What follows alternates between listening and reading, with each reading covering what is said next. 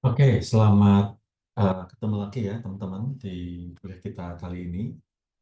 Sempat libur 3 minggu karena ada satu minggu libur ya, Lebaran, dan dilanjutkan dengan 2 minggu UTS. Jadi mungkin sudah agak-agak lupa begitu ya. Nah, pertemuan kita kali ini akan digunakan untuk membahas soal UTS. Ya, jadi saya melihat ada banyak kesulitan yang teman-teman alami selama mengerjakan UTS.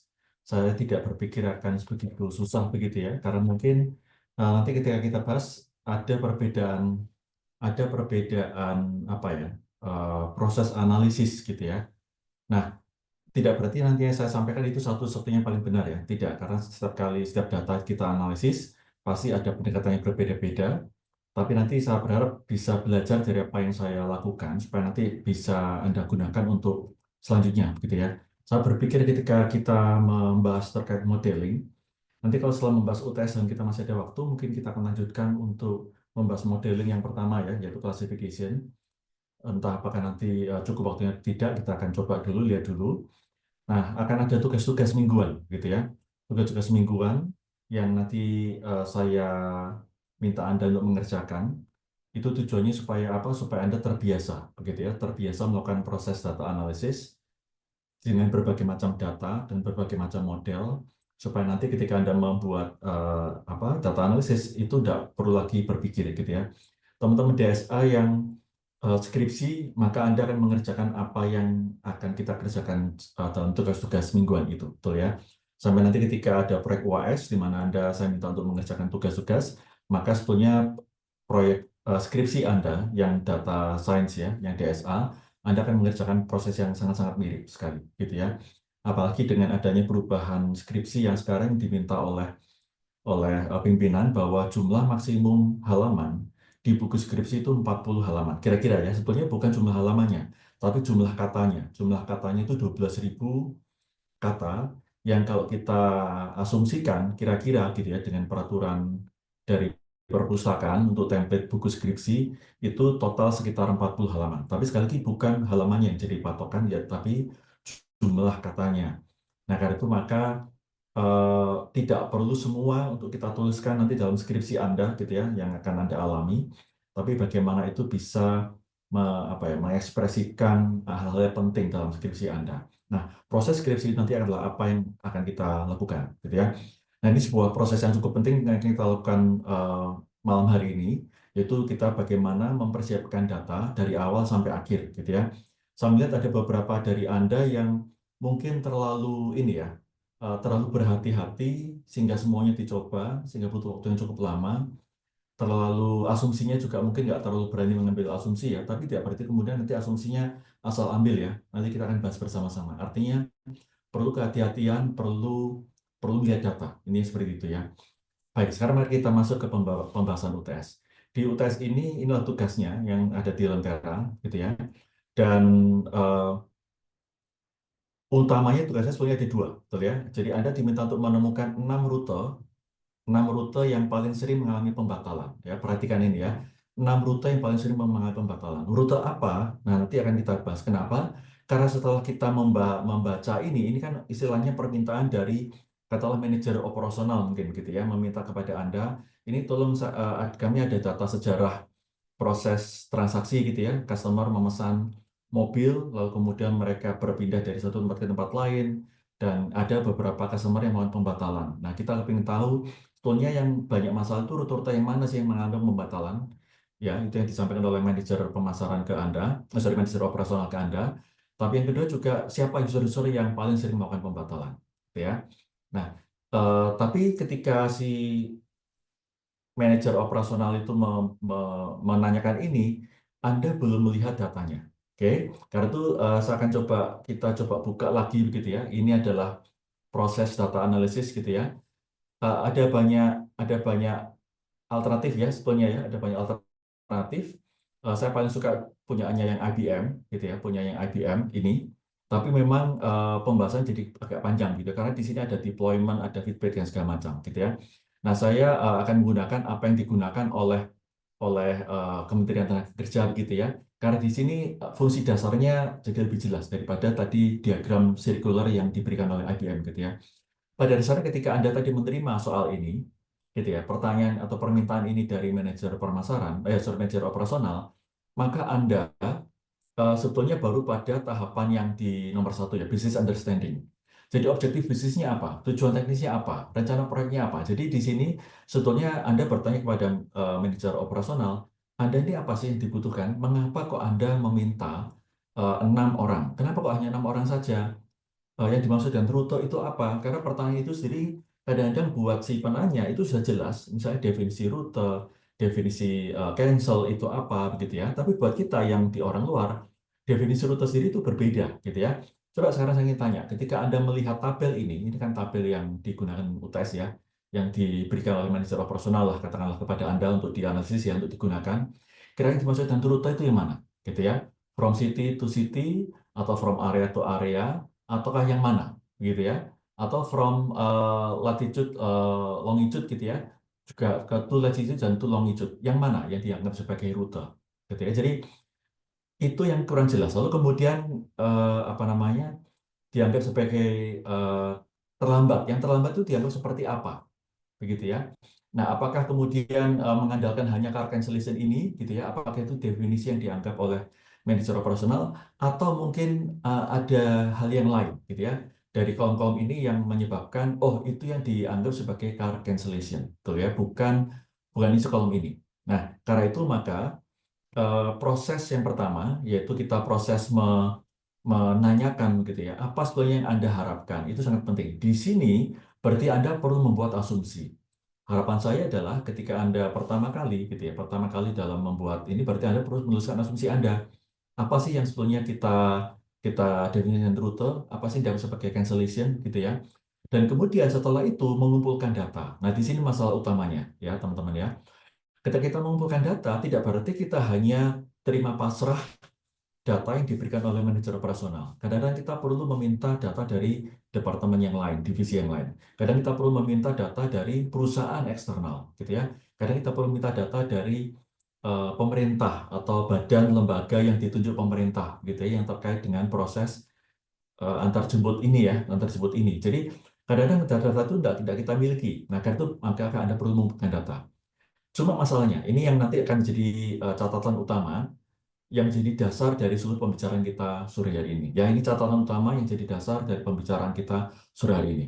Ketika Anda mengumpulkan data, datanya itu bisa salah. Ya, datanya itu bisa data sampah. Data sampah itu berarti data yang tidak Anda butuhkan. Misalnya Anda bertanya kepada katakanlah lembaga transportasi gitu ya, di katakanlah di Indonesia, minta data ini itu, kemudian diberikan datanya. Bisa saja datanya salah, gitu ya. Data itu tidak Anda perlukan, atau mungkin dari sekian banyak kolom yang diberikan, hanya katakanlah 4 kolom dari katakanlah 10 kolom yang Anda butuhkan, 6 kolom berarti tidak. Berarti prinsipnya apa? Ketika Anda mengumpulkan data, butuh proses menelaah data. Pahami dulu datanya seperti apa. Nah, di sini berarti Anda perlu memahami dulu, ini ada row ya, ada row 1 di 4 5 6, berarti ini cuma auto increment biasa. User ID ya, user ID ini berarti ini datanya adalah apa namanya, nominal ya. Tidak ada urutan, betul ya. Kalau ada urutan berarti ordinal kan ya. Ini data nominal biasa, data kategori. Kenapa data kategori? Karena eh, dia bukan interval atau rasio. Kenapa? Karena ketika data nominal berarti angka, walaupun ini berupa angka ya, 17.712 ini, itu bukan 17.712 dalam pengertian matematika. 17.712 ini bukan lebih besar daripada 17.037 gitu ya, kalau kita coba saya besarkan supaya lebih jelas gitu ya. Memang kalau misalnya Anda melihat di HP. Jadi adalah di sini ini 17.712 ini bukannya lebih besar daripada 17.037, bukan juga lebih besar dari 761. Ini sekedar unique ID. Jadi tidak ada lebih besar, tidak ada lebih kecil. Karena itu maka ini dianggap sebagai data categorical atau data nominal. Ini juga data nominal gitu ya. Package ID ini juga data nominal. Travel type ID nominal. From area nominal juga. To area nominal. Jadi kita punya banyak sekali data nominal di sini. Kemudian apa? From city to city dia data nominal. From date ini adalah data interval gitu ya, data interval. Lalu to date juga interval, online booking ini data nominal, mobile site booking ini juga nominal, banyak nominal begitu ya. Nah, yang from longitude ini barulah dia data interval, betul ya? Data interval, kemudian Carr cancellation, data nominal kembali. Nah, ketika kita memahami ini, nanti kita perlu memahami ini kenapa? Karena dalam proses data analisis, kalau Anda perhatikan, ada beberapa analisis yang hanya bisa kita terapkan untuk data nominal, ada beberapa persiapan ya, ada beberapa step gitu ya, ada beberapa step yang bisa kita lakukan untuk data interval atau rasio gitu ya. Artinya data kategorikal atau non data kategorikal gitu ya, data continuous. Itu bisa berbeda-beda. Oke. Jadi dalam prosesnya ini yang kita harus lakukan pertama kali adalah menelaah data, memahami data. Apa sih itu gitu ya? Data yang sudah kita kumpulkan dari berbagai sumber, ada data sampah, ada data nggak perlu, tapi kemudian ada data yang salah gitu isinya ya. Ada data yang banyak nol gitu ya, lalu kita telaah, kita pahami isinya. Kebetulan UTS kita gampang karena hanya memahami satu tabel. Ketika Anda nanti bekerja di bidang data analis, Anda mungkin akan menganalisis puluhan tabel gitu ya, mana yang dipakai gitu kan. Dari puluhan tabel itu masing-masing ada ada puluhan juga kolom, sehingga Anda perlu betul-betul memilih mana yang perlu Anda pahami gitu ya, isinya masing-masing seperti apa, tipe data yang seperti apa. Untuk tujuan apa? Nah, untuk tujuannya adalah data preparation. Dalam data preparation ini, itu yang kita bagi di sini jadi tiga ya, data analysis, kemudian data cleansing, dan kemudian data transformation gitu ya. Nah, tiga bagian ini itu adalah tiga persiapan yang sebetulnya tidak punya urutan, betul ya. Memang data analisis biasanya kita lakukan lebih dulu daripada data cleansing, betul ya. Tapi tidak berarti kemudian seluruh langkah data analisis yang kita lakukan dulu selesai, baru pindah ke cleansing. Tidak, gitu ya. Yang kita lakukan adalah bisa lompat-lompat. Mungkin dari satu satu langkah di sini, gitu ya. Misalnya kita memahami ini ya, memahami univariate variable ya, mean, modus, range, dan median, gitu ya. Setelah kita paham, kita langsung lompat ke cleansing, gitu ya. Nah, nanti kemudian setelah itu kita kadang-kadang bisa juga lompat ke data transformation kadang-kadang. Setelah itu kita kembali lagi ke cleansing lagi. Kenapa? Karena setiap kolom itu bisa mengalami data cleansing, data analysis, data cleansing, dan data transformation sendiri gitu ya. Nanti kemudian kolom ini juga sendiri. Jadi kalau kita menganalisa satu per satu kolom, kita bisa lompat-lompat di tiga tahapan tadi dengan langsung gitu ya. Jadi nggak perlu semuanya kolom dipikirkan dulu data analisisnya, baru semua kolom kemudian data cleansingnya, kemudian semua kolom data transformation. Enggak ya, terserah Anda. Oke, tapi yang paling penting apa? Ketika kita melakukan proses data apa tadi, persiapan tadi, data pre-processing tadi gitu ya, yaitu tujuan. Yang kita perlu lakukan adalah tujuan ini. Ada dua tujuan analisis, ada dua request dari manajer operasional yang akan nanti menjadi dasar kita menganalisis data. Oke, jadi data pre-processing itu apakah di analisis, cleansing, transformation itu bisa berbeda-beda tergantung dari tujuan analisisnya gitu ya. Ketika misalnya tujuan analisisnya bukan hanya sekedar melaporkan siapa yang paling sering membatalkan, misalnya nanti diarahkan ke arah tujuannya adalah clustering, pengelompokan gitu ya, atau klasifikasi, atau tujuannya lebih ke arah prediksi, maka proses data cleansing analisis yang bisa saya berbeda-beda gitu ya. Nah, nanti waktu kita memahami data modeling, nanti kita akan tahu gitu ya, bahwa setiap pemodelan data, ini saya sudah tuliskan di course pack ini ya, di data pemodelan ini ada, nanti kita akan belajar banyak sekali pemodelan. Prinsipnya kita akan belajar ada classification, clustering, dan regression gitu ya. Nah, untuk yang classification itu ada, nanti kita lihat ya, ada 1, 2, 3, ada 4 model gitu ya.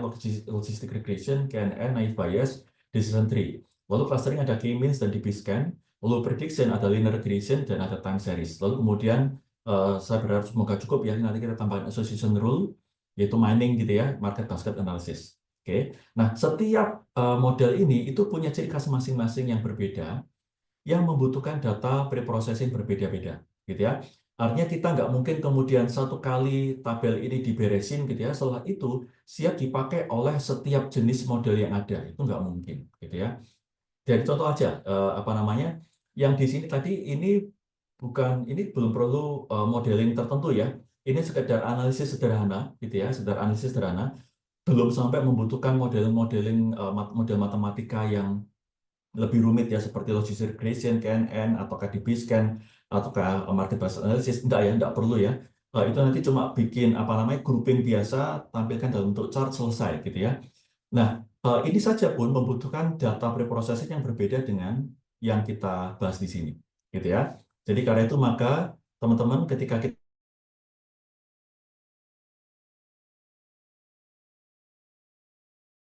melakukan data preprocessing itu selalu unik untuk proses setiap karena kebetulan dua ini, maka nanti data preprocessing kita juga akan disesuaikan dengan itu. Yang mungkin tidak,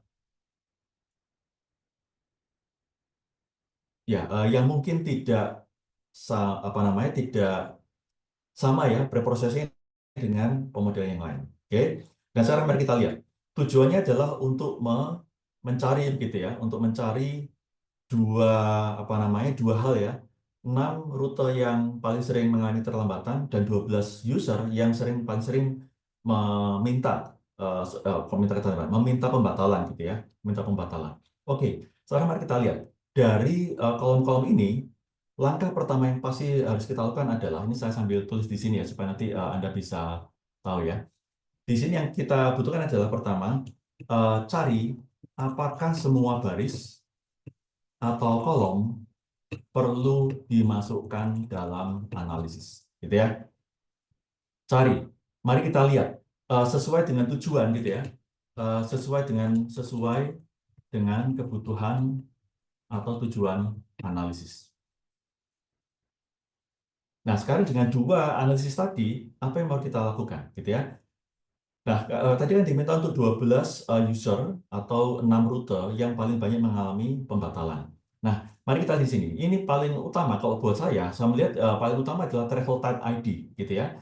Karena kalau kita berbicara rute, ternyata di sini dalam tabel ini rute dibagi ke dalam 3 bagian, yaitu ada type ID 1, 2, dan 3, betul ya. Kalau kita lihat type ID 1 itu berarti adalah long distance, kemudian yang kedua point to point, dan yang ketiga adalah hourly rental, gitu ya.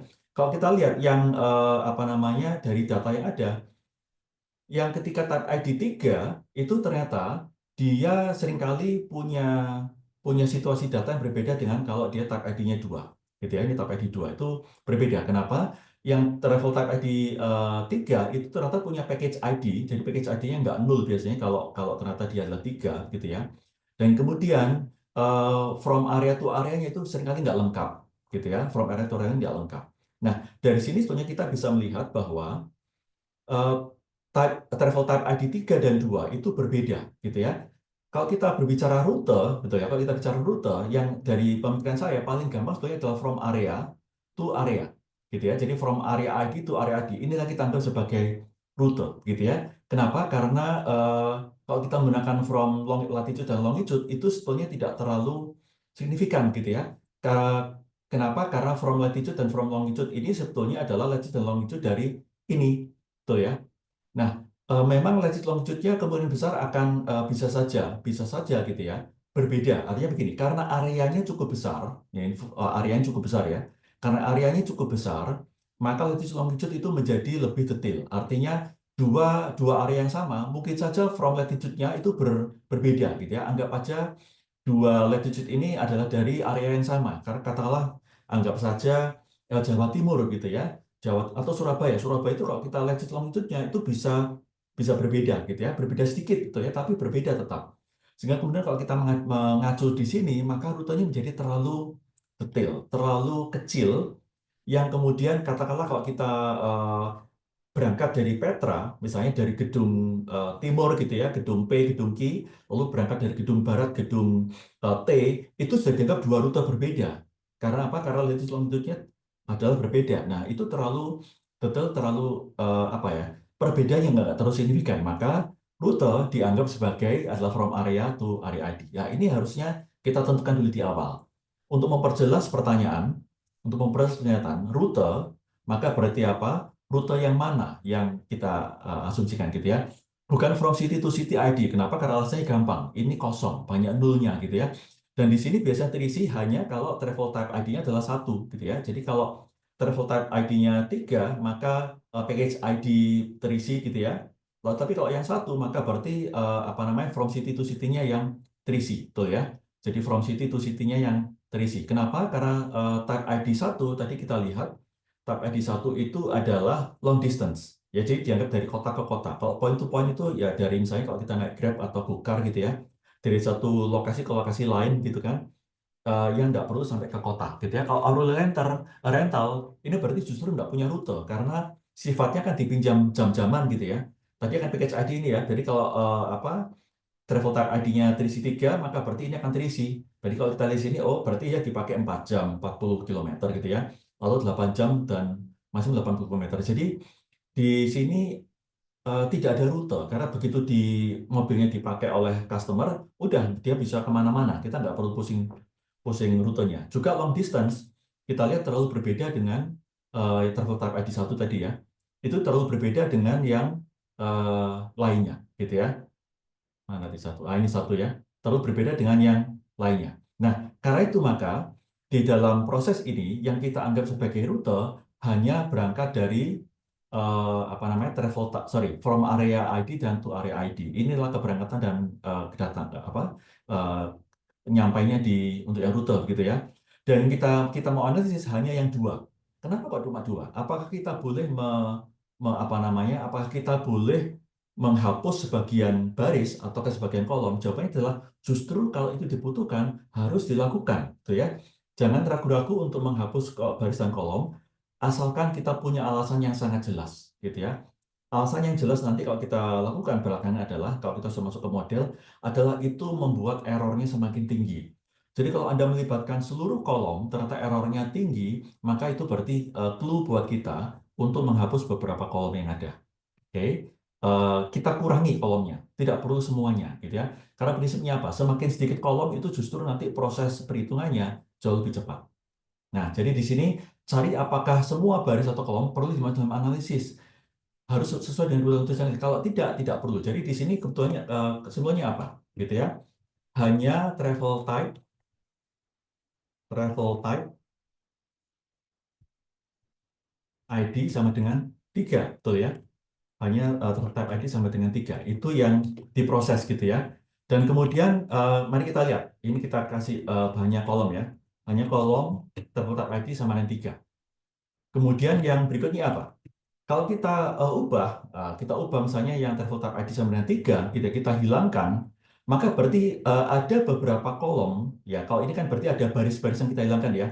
Yang barisnya 3 dan barisnya 1, type-nya itu kita hilangkan. Tapi waktu kita hilangkan, perhatikan, ada kolom-kolom yang hilang, gitu ya. Karena ada kolom-kolom yang hanya terisi kalau type-nya ID 1 dan 3, yaitu apa? Yaitu kolom package ID yang hanya terisi kalau dia 3. Padahal 3 kita hapus, tuh ya. Lalu juga ada kolom from city dan to city, itu juga akan dihapus ya. Eh, itu juga akan hilang isinya nol semua. Kalau baris-baris ini, baris yang terfoto ID yang 1 itu kita hapus ya. Berarti otomatis dua kolom ini itu akan nol semua gitu kan ya. Maka berarti selain itu, eh, maka kita juga harus hapus gitu ya. Hapus ini ya, hapus baris di mana eh, kolom tidak sama dengan 3, gitu ya. Oh sorry, tidak sama dengan 2, sorry tadi ya, sama dengan 2. Lalu hapus kolom apa saja? Hapus kolom tadi adalah package ID, kemudian from city dan to city ya. Package ID, kemudian from city, ini saya nggak tulis lengkap ya, supaya cepat aja. Dan kemudian to city. Setiap kali proses kita berpikir sebaiknya kita catat ya. Jadi jangan jangan di istilahnya hanya di pikiran saja, kita catat di sini. Karena nanti kadang kita perlu, kalau memang kita perlu menjelaskan gitu ya kepada orang lain, misalnya kita punya rekan kerja, data analis juga, data scientist juga, dan kemudian kita mau ngobrol, kita ingat mengapa kita dulu menghapus atau menghapus kolom atau menghapus baris gitu ya. Ini sangat penting, kenapa? Percayalah, tabel ini itu cuma satu gitu ya, padahal nanti kalau Anda bekerja, tabelnya bisa banyak. Jadi kalau Anda hapus-hapus di satu tabel, kemudian pindah tabel yang lain gitu ya, sebelum nanti tabel-tabel itu di merge, Anda akan lupa kenapa kok dulu baris yang di sini yang mungkin menurut teman Anda itu signifikan ya, penting banget, tapi justru Anda hapus gitu ya. Mengapa juga Anda juga bisa mempertanyakan teman Anda, kenapa kok Anda tidak menghapus kolom ini, karena ini nggak penting, ganggu gitu ya. Nah, contohnya apa? Contohnya semua kolom ini nol, gitu ya. Nah, coba mari kita simulasikan ya, ini pakai pakai Excel ya, kita simulasikan. Jadi di sini kita filter saja gitu ya, kita filter saja. Atau mungkin ini supaya membantu visualisasi ya, supaya membantu visualisasi, kita filter saja. Di sini travel type ID-nya hanya yang dua, oh ya, hanya yang dua. Otomatis Anda lihat ini package ID menjadi nol kan ya. Maka package ID kita hapus, ini saya hide ya, saya hide. Sekali lagi, prinsip utama dalam data analisis adalah Anda tidak boleh merusak data asli. Tidak boleh dirusak, tidak boleh dihapus gitu ya. Kalau yang Anda lakukan adalah Anda bisa mengcopy data asli ke data data apa data lainnya gitu ya. Baru yang itu Anda hapus-hapusin silakan, tapi data aslinya enggak. Makanya ketika Anda menggunakan Python untuk memprogram data analisis ini, Anda diminta mengcopy data asli apakah dari CSV, dari Excel, dari database, itu ke data frame kan ya. Data frame-nya mau Anda hapus-hapus silahkan gitu ya, selama itu tidak lagi kemudian disimpankan ke Excel-nya atau CSV-nya ya, itu bahaya. Jadi silakan. Jadi from situ di situ kita hide. Oke, apalagi yang terlihat gitu ya. Nah, di sini eh, apa? Kalau kita lihat di sini ternyata travel type ID ini jadi isinya dua semua, nggak penting juga gitu ya. Kan tadi kan travel type ID kan isinya ada satu, dua, dan tiga. Satu di filter ya, tiga di filter. Ternyata sisanya di sini cuma baris-baris yang mengandung dua gitu ya. Tapi berarti apa? Berarti kolom ini juga berisi dua. Berarti travel type ID juga harus dihapus gitu ya. Harus dihapus juga. Ini adalah travel type ID. Oke, seperti itu ya. Jadi ini kita hide. Oke, jadi sambil Anda berpikir, Anda bisa catat-catat gitu ya, seperti itu. Kemudian mari kita yang lain, yang mana yang perlu di apa namanya hapus gitu ya. Ini to date gitu ya, ini to date. To date ini terus terang cukup banyak yang nol gitu ya, cukup banyak yang nol. Tapi realitanya to date ini tidak mungkin di ekstrapolasi betul ya, karena isinya bisa bermacam-macam gitu ya. Jadi walaupun orang misalnya bergerak dari rute yang sama gitu ya, dari 1021 ke 1323, kemudian besoknya juga misalnya ke 1021 ke 1323 lagi, maka keberangkatan dan kepulangannya, turunnya juga berbeda betul ya. Karena itu maka angka-angka ini yang nol ini nggak mungkin diisi.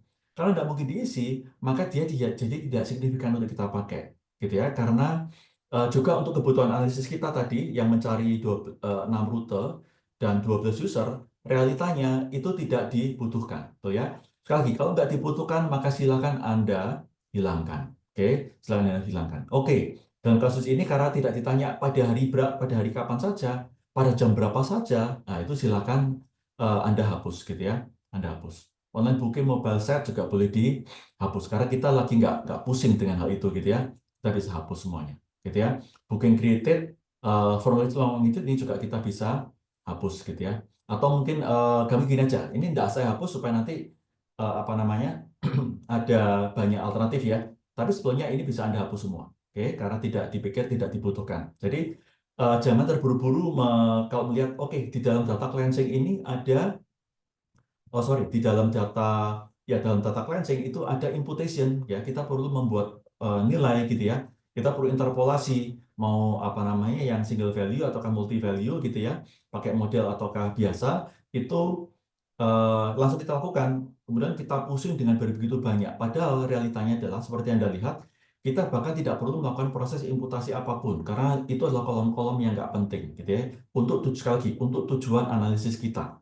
Oke, kalau untuk tujuan analisis yang berbeda, yang membutuhkan kolom tadi, maka mau nggak mau kita perlu mencoba imputasi, gitu ya, perlu coba interpolasi untuk mengisi. Oke, seperti itu. Nah, eh, interpolasinya seperti apa, begitu ya? Itu sekali lagi bergantung pada tujuan analisisnya, gitu ya. Silakan Anda pilih interpolasi yang seperti apa, apakah fixed value, apakah mean median mode, ataukah pakai LCF NOCB, ataukah yang lain, ataukah berdasarkan proses model yang tertentu, itu silahkan nanti Anda pikirkan sesuai dengan tujuan analisis, gitu ya. Kebetulan yang kali ini kita nggak membutuhkan imputasi, oke? Nah, karena itu maka sekarang kita lihat, oke, sudah seperti ini, gitu ya, sudah seperti ini. Nah, sekarang oke ya. Di sini kalau kita lihat sudah cukup cukup apa cukup bersih ya. Jadi baris-baris yang baris-baris yang diperlukan sudah oke, kolom-kolom yang diperlukan sudah oke gitu ya. Sekali lagi, sebetulnya untuk tujuan analisis ini nggak dibutuhkan ya, ini nggak dibutuhkan gitu ya. Yang kita butuhkan sebetulnya cuma ini aja dan dan tiga ini gitu ya. User ID dan from area dan to area ID. Tiga ini aja sama card cancellation. Jadi ada 4 kolom ya.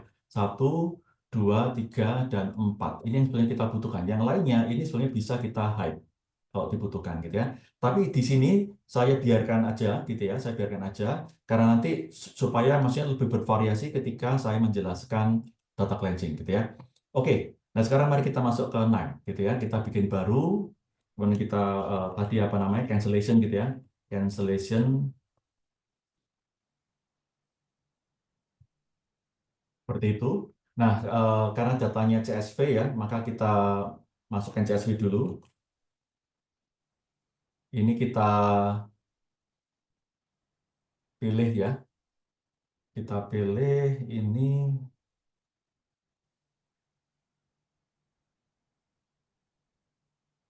taxi cancellation. Oke ya. Di sini saya memilih has row ID gitu ya. Tujuannya apa? Supaya kan ini ada kolom row ya.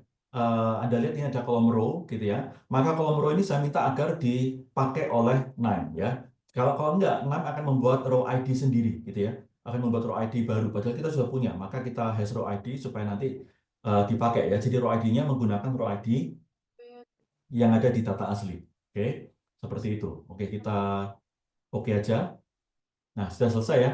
Kita cek apakah berhasil di input, sorry, berhasil di import. Kelihatan ya, ini kelihatan ada 00. Oke ya. Nah, sekarang mari kita lihat. Di sini tadi ada apa? Hapus baris di mana kolom travel ID yang tidak sama dengan 2. Oke, baru di sini kita hapus dulu. Menggunakan apa? Berarti kita harus menghapus baris ya. Baris-baris yang kolom apa? Yang kolom travel type ID-nya tidak sama dengan 2. Tadi kita hapus baris, maka berarti kita menggunakan row filter. Oke, kita hapus row filter, lalu kita set up di sini, kita tambahkan kriteria yang row travel type ID-nya dia tidak sama dengan 2.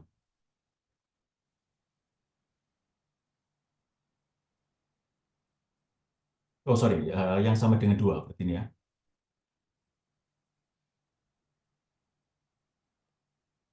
Oke, sudah ya. Nah, tapi kemudian yang kita lakukan apa? Yang kita lakukan harus hapus beberapa kolom ya. Ada 4 kolom, 1, 2, 3, 4, package ID, from city to city, dan travel type ID. Untuk menghapus kolom, berarti kita menggunakan apa? Kita menggunakan kolom filter. Kalau kita menghapus baris, kita menggunakan row filter. Kalau kita menghapus kolom, kita menggunakan kolom filter. Ya. Dari di sini kita apa namanya tadi apa? Package ID kita hilangkan, travel type ID kita hilangkan, from bukan from city ya, from city to city kita hilangkan gitu ya. Yang lainnya kita anggap ada aja gitu ya. Sebetulnya sekali lagi semuanya harusnya dihilangkan ya. Seharusnya yang butuh kan cuma user ID, kemudian travel type, sorry, from area to area, lalu kemudian yang car cancellation. Seharusnya cuma ini aja, empat kolom ini aja gitu ya. Tapi untuk kebutuhan saya menjelaskan, maka ini banyak yang kita masukkan ya, banyak yang kita masukkan. Cuma tadi ya package ID-nya kita hilangkan, kemudian travel type ID kita hilangkan, from city to city kita hilangkan. Oke, nah jadi hasilnya adalah seperti ini. Oke, oke. Nah, oke, sorry itu dia juga kita hilangkan ya, karena dia cukup banyak nol ya, dan kita nggak butuh ya, daripada nanti ganggu, maka to date juga kita hilangkan. Kalau mau from date juga lah, atau from date biasanya aja ya, biar nanti ada variasi ya. Oke ya, jadi di sini kita sudah lihat datanya bersih ya, semua barisnya sudah rapi, tidak ada baris yang perlu dihapus lagi, gitu ya. Tidak ada kolom yang perlu dihapus lagi karena kita beranggapan ini kolom-kolom yang penting untuk analisis kita selanjutnya. Oke. Nah sekarang ketika kita sudah masuk di sini, maka berarti kita yang kita lakukan adalah kita melakukan tadi data cleansing, data transformation, dan data analysis secara apa bersama-sama gitu ya. Walaupun kita lakukan bersama-sama, tapi yang paling awal seharusnya kita melakukan data analysis dulu. Ya, jadi kita lihat di sini data analysis ada EDA, di EDA itu ada univariate, ada bivariate, gitu ya. Kita lakukan semua. Dan mari kita lihat sekarang berarti kita perlu memeriksa min, modus, range, dan median dari setiap tabel yang ada, dari setiap kolom yang ada gitu ya. Bagaimana caranya? Berarti kita menggunakan statistik. Menggunakan statistik, kita cek saja. Nah, di sini langsung kelihatan ya, user ID itu minimumnya 42, maksimum 48.000, min-nya 30. Tapi perhatikan ya, teman-teman ya, ketika kolom ini adalah kolom nominal atau ordinal gitu ya, maka min, standar deviasi itu nggak penting gitu ya, karena sekali lagi ini kategori gitu ya. User ID, vehicle ID, from area to area itu adalah kategori. Untuk kategori nggak bisa kita buat rata-rata. Contohnya begini, misalnya kalau teman-teman bikin survei, ini ada soto gitu ya, ada makanan soto gitu ya, lalu Anda survei ke banyak orang, suka atau nggak suka. Kalau sangat suka 5, suka 4, biasa 3, tidak suka 2, sangat tidak suka 1 gitu ya. Lalu ada orang memilih 5, ada orang memilih 3. Apakah mungkin kemudian Anda rata-rata, oh kalau gitu rata-ratanya 4. Salah ya. Karena 5 itu bukan 5 matematika. 5 itu adalah kode dari sangat suka gitu ya. 5 itu saja bisa diubah menjadi misalnya D gitu ya. Jadi E gitu ya, kan A, B, C, D, E. Jadi yang tadinya sangat tidak suka itu setara A, kemudian tidak suka setara B, yang biasa itu C, yang suka D, yang sangat suka itu E. Kalau misalnya ada orang memilih E dan memilih C, bisa nggak di rata-rata E dan C? Nggak bisa gitu ya. Sama juga dengan tadi, ketika ada memilih sangat suka dan memilih biasa, ada sebagian memilih 3 dan memilih 5, 3 dan 5 nggak mungkin di rata-rata. Karena itu maka kolom-kolom ini, user ID, vehicle mode, model, from area, itu nggak mungkin di rata-rata. Jadi Anda nggak perlu lihat. Berarti yang perlu Anda lihat apa? Minimum maksimumnya, masuk akal nggak gitu ya? Masuk akal nggak di situ. Kemudian apa namanya, skewness, variance nggak perlu gitu ya. Karena apa? Karena sekali lagi dia adalah kategori gitu ya. Nah, skewness kadang-kadang butuh gitu ya, dalam beberapa kasus butuh, itu kalau ternyata ada beberapa kategori yang sangat populer atau sangat tidak populer. Misalnya, tadi Anda survei soto gitu ya, Anda survei ke 100 orang. 99% orang, 99 orang dari 100 itu memilih 5.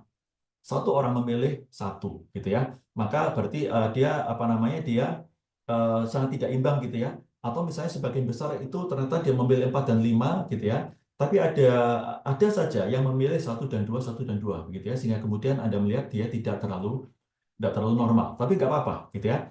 Nggak apa-apa. Biasanya untuk yang datanya nominal atau ordinal, kita nggak terlalu pusing masalah kurtosis, skewness, atau min atau standar deviasi ya. Berarti apa? Yang perlu kita lihat adalah yang ini, yang data-datanya adalah yang apa? Interval atau rasio, yaitu apa? From latitude sampai to from latitude, from long sama to lat sama to long gitu ya. Latitude, longitude. Inilah data-data yang sifatnya dia lebih ke arah interval atau nominal. Kan gitu. Interval atau rasio kan gitu ya. Nah, ini yang perlu kita pikirkan, min, median. Mari kita periksa, gitu ya. Di sini seperti sudah saya tulis di sini, untuk memeriksa ini, kadang-kadang kita nggak tahu mana yang angka yang normal, gitu ya. Karena itu kita bisa catat, gitu ya. Kita bisa catat kira-kira kalau latitude-nya 12.987 itu normal nggak sih? Anda bisa cek. Jangan-jangan walaupun ini misalnya adalah taksi yang bergerak di Jawa Timur, tapi min-nya atau mungkin minimum maksimumnya itu ternyata latitude longitude-nya di Jakarta, gitu ya. Loh, kok bisa? Berarti ada kesalahan pencatatan kan ya. Jadi sebelum Anda melakukan proses analisis, dicek dulu gitu ya. Cek dulu satu persatu dengan sabar gitu ya. Dan karena itu maka apa namanya? Karena kita nggak tahu di mana, kita bisa tuliskan ya. Kita tuliskan di sini. Jadi ini kita tuliskan data analisis ya. Data analisis atau data pre-processing langsung ya. Supaya nggak usah di pre-processing. Ini berarti apa? Tidak ada data tidak ada data yang menyimpang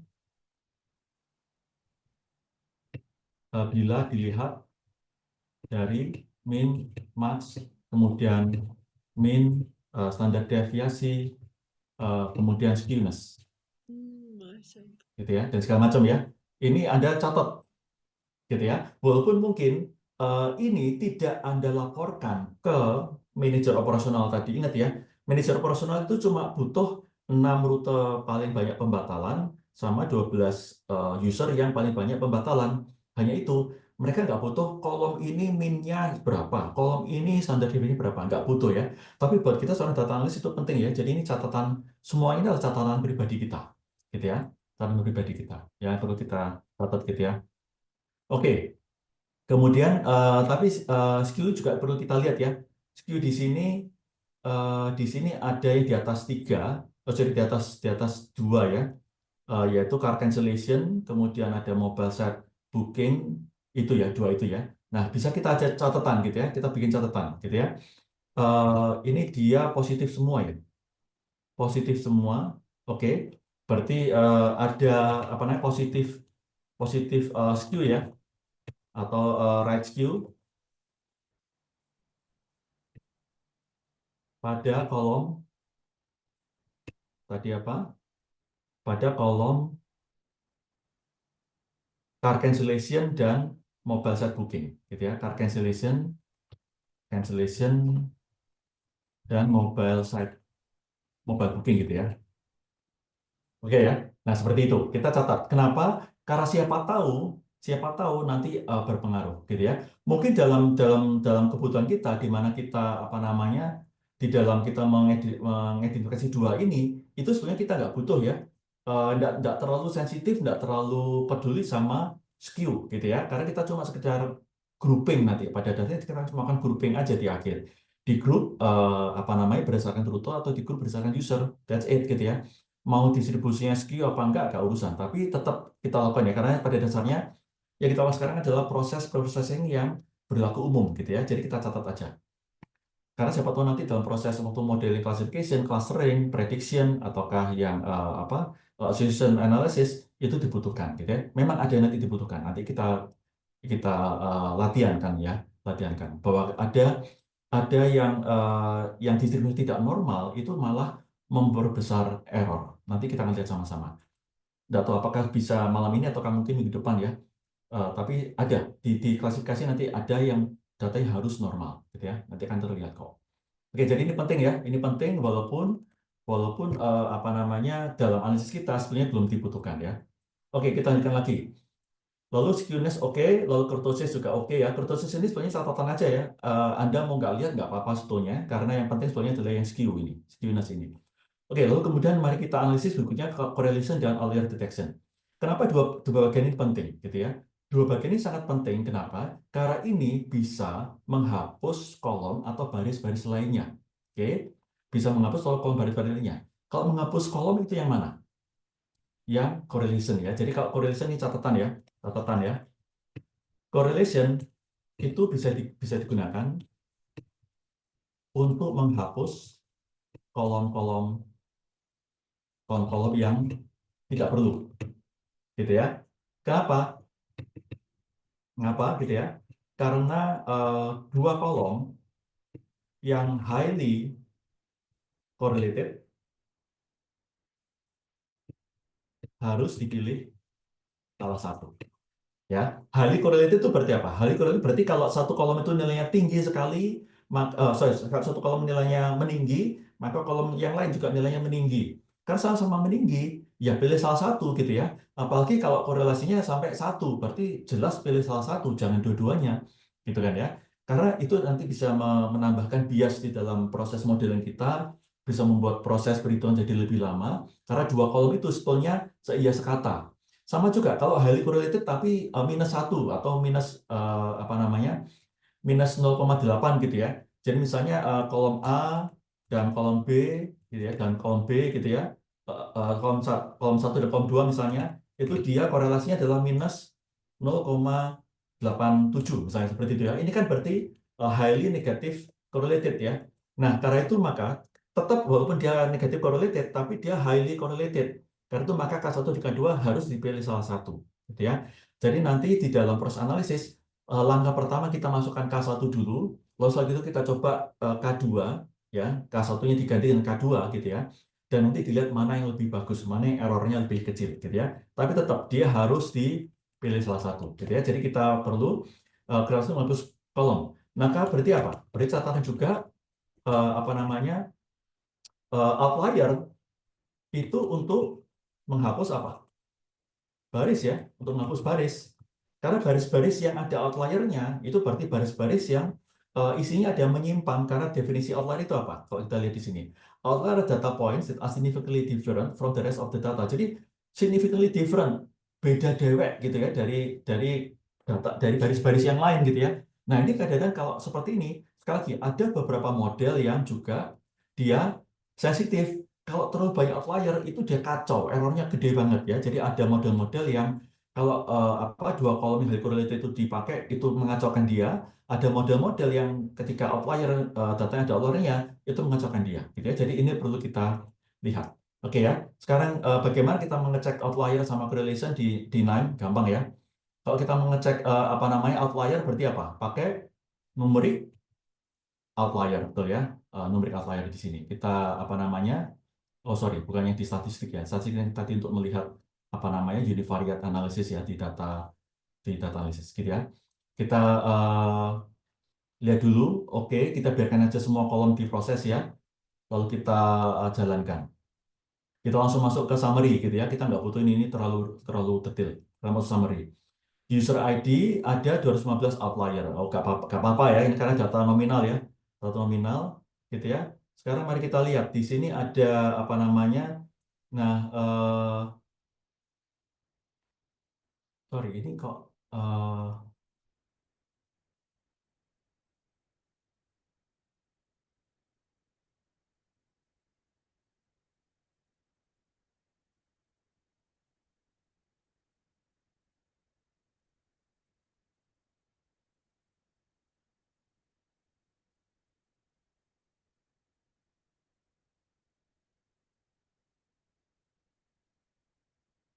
dari ini kok aneh ya datanya. Sebentar ya. Member count 7929 sudah betul, outlier count ya 1327.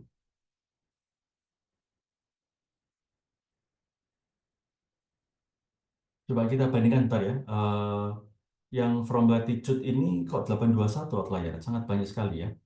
Oke, from latitude itu dia ada dari total 709 data ya, 821 outlier, itu 1281 dan 1313. Coba kita cek pakai box plot ya.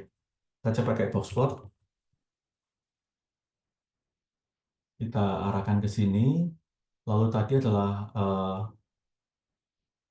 adalah ini ya, yang from latitude ya, from latitude. Oke, ini maksimumnya 13,13, minimumnya 12,8. Minimum 12,8, kita ubah supaya minimumnya 12,8, mungkin 12,5 mungkin ya di sini.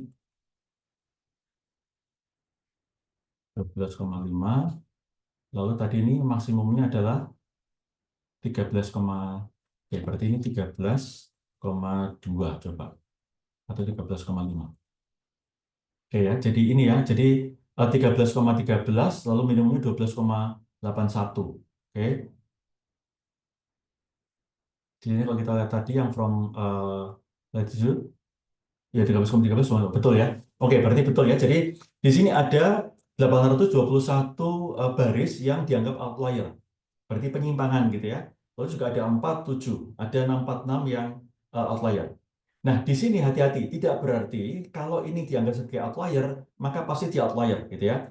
Karena apa? Karena terutama untuk baris-baris yang sifatnya dia adalah nominal ataukah ordinal gitu ya, maka outlier ini belum tentu harus dianggap outlier gitu ya. Kita jadikan catatan remeh, bukan catatan remeh ya, catatan yang kurang penting gitu ya. Karena apa? Karena dia bukan data continuous yang bebas, maka angkanya itu nggak bebas gitu ya. User ID, contoh kalau memang ada user ID dikasih user ID 10.000 gitu ya, kan nggak mungkin dia nolak. Saya bukan 10.000, saya itu 5, kan nggak mungkin ya. Anda dikasih NRP misalnya C14 sekian sekian sekian, lalu belakangnya 0100 gitu ya, 0100 gitu ya, kan nggak mungkin nolak. Saya nggak mau 0100, saya maunya 0200, kan nggak mungkin ya. Nah, karena tidak bebas, maka sebetulnya outlier ini tidak terlalu dipusingkan gitu ya. Jadi hati-hati ya. Nah, tapi sekarang mari kita lihat di sini ada beberapa outlier yang cukup penting, yaitu ada from lat, from long, to lat, dan to long, karena keempat kolom ini adalah kolom-kolom yang continuous ya, yang interval. Oke, sekarang mari kita catat ya. Kita catat di sini apa namanya? Tadi saya copy lalu saya paste gitu ya. Ini outliernya adalah seperti ini, gitu kan? Jadi from latitude ini ada 821, ini minimumnya, ini maksimumnya. Jadi apa? Ketika Anda nanti misalnya dalam proses pemodelan, Anda menemukan errornya tinggi, maka ada pertimbangan gitu ya, ada pertimbangan untuk silakan untuk menghapus ya, untuk menghapus baris gitu ya, yang apa namanya nilai di kolom from-lat misalnya gitu ya, di kolom from-lat itu di bawah 12,81 atau di atas apa namanya di atas 13,13027 ya, 13,027. Oke, atau yang 12,8101 lah, atau ini aja ya, saya copy ya, seperti ini. Oke, jadi ini ketika misalnya model Anda nanti ternyata errornya tinggi, pertimbangan untuk menghapus ini, gitu ya. Tapi nggak berarti kemudian semuanya harus dihapus, enggak ya. 821 kolom harus dihapus, enggak. 4 baris harus dihapus, enggak. Lalu kemudian apa namanya 7, oh ini nggak ada apa namanya, nggak ada outlier-nya ya. Lalu 7 baris ini dihapus, enggak ya, nggak harus ya. Jadi di sini sekali lagi tidak harus seluruh data itu dihapus kalau dia ada punya outlier gitu ya. Biarkan saja, tunggu dulu sampai nanti selesai modeling, tunggu hasilnya seperti apa gitu ya. Nah, lalu kita kembali ke correlation gitu ya. Kalau correlation seperti apa? Correlation itu berarti ini saya hapus saja box plotnya. Lalu berarti correlation berarti apa? Kita tambahkan Corel gitu ya. Tambahkan Corel, lalu kita arahkan di sini. Nah, di sini kita lihat aja gitu ya. Ini user ID sama model ID, ini apakah ada korelasi yang lebih dari 0,69 ya, jadi 0,7 ke atas gitu ya. Kita urutkan aja. Oke, terbesar 0,502 itu tidak ada, berarti aman ya, aman. Lalu apakah ada lebih kecil dari apa namanya minus 0,7? Tidak ada ya, berarti yang terkecil kan minus 0,259, berarti korelasi aman. Berarti kita catat di sini apa namanya tidak ada anomali gitu ya, anomali berdasar bukan anomali ya, tidak ada kolom-kolom yang saling apa yang highly correlated gitu ya. Oke, begitu ya. Jadi ini sudah ada apa namanya, sudah ada beberapa catatan waktu kita melakukan apa namanya, melakukan data cleansing gitu ya. Oke, nah apalagi sudah selesai ya. Ini sudah kita correlation, sudah dot outlier, sudah selesai, berarti cleansing sudah selesai. Sekarang mari kita masuk ke data cleansing, data analisis ya. Di sini data cleansing imputation tidak ada nilai nol tadi gitu ya, tidak ada masalah. Lalu kemudian di sini yang perlu kita lihat adalah, oh sorry saudara, ini ada beberapa data yang mungkin perlu kita proses. Coba kita cek dulu ya. Oh enggak sih, ini aman sih, aman. Oke. Jadi kita lihat lagi ke data cleansing di sini ada apa? Data kategorikal sudah nggak ada ya, data kategorikal nggak ada karena sudah kita apa namanya kategorikal yang apa namanya yang berisi bukan angka ya. Coba dicek lagi data preprocessing, apakah ada kolom yang berisi data kategorikal? Ya ini adalah apa namanya nominal atau apa namanya atau ordinal ya, yang bukan numerik. Oke. Tanya, apakah ada kolom yang berisi data kategori atau nominal ordinal yang bukan numerik? Kita lihat ya, kembali lagi sini ya. Di sini kita lihat di sini user ID ini adalah data nominal, tapi dia numerik ya. Vehicle model ID ini kolom ini juga dia nominal juga, tapi juga numerik. Artinya nggak ada yang berupa string tuh ya. Berarti sudah selesai gitu ya.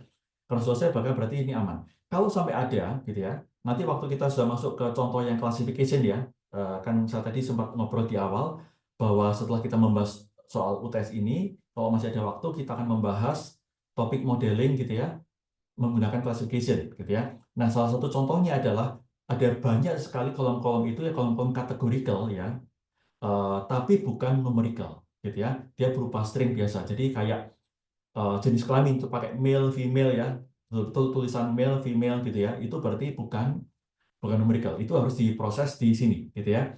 Harus diproses di sini. Oke, harus diproses bukan di sini, yang di sini ya, data permission.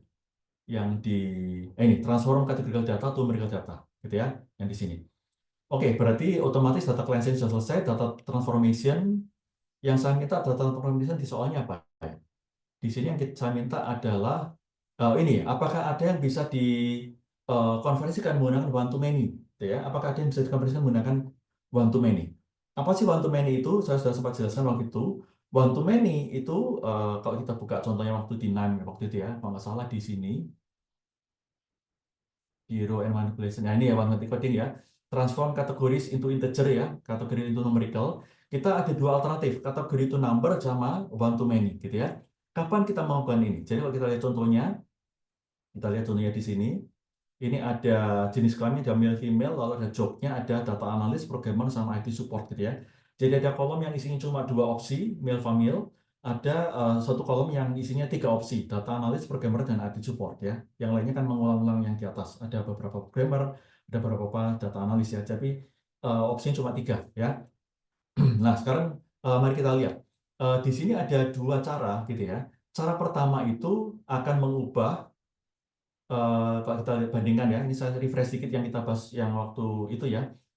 Yang seks misalnya ya, yang seks ini ya, male female itu menjadi 01. Jadi katakanlah data pertama kebetulan male dianggap jadi 0, data yang berbeda yaitu female dianggap jadi 1 ya. Jadi 011001. Sama job juga, data analis data pertama dianggap sebagai 0, data berbeda berikutnya itu programmer dianggap sebagai 1, data berbeda berikutnya itu IT support yang menjadi 2, lalu kemudian semuanya mengikuti gitu ya.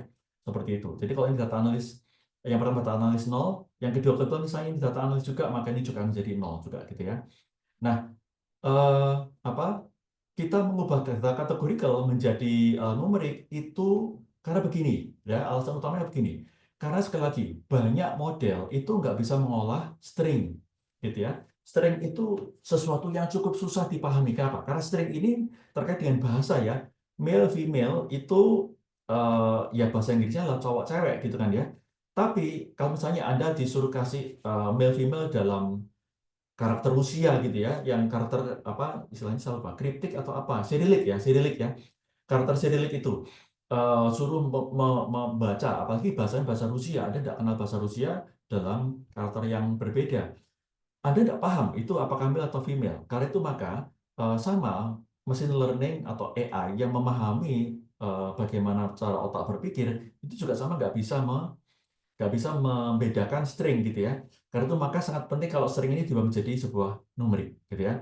Nah, tapi caranya apa? Berarti isinya adalah sebuah string gitu ya. Kalau isinya bukan string tidak perlu dikonversikan gitu ya. Kenapa? Sekali lagi tujuannya adalah mengubah kategori menjadi numerik.